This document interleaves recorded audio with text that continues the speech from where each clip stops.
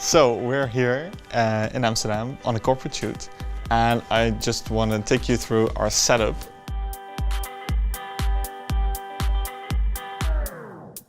And we're using a typical booklight setup. So we use three 1200 HMIs to bounce onto an ultra bounce, which goes through a silk to give a very soft look. And what we're trying to do is we use the natural light that's already here and just emphasize it. The reason why we use the 1200s is just because we can use it in the normal sockets. So as soon as you go higher than that, things will go horribly wrong, or you get electrical failure, stuff you don't want, especially not in this type of office building where you have maybe 1,000 people working in here. Ideally, I would probably use RED Sky panels. It's really great, and you can tone in and match every kind of light. At the same time, RED Sky panels are still very expensive to rent, so that's a reason to go for HMI.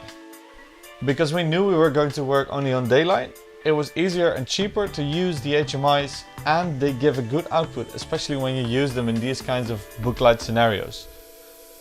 Typically, you would use these kinds of cloths to put in a butterfly frame.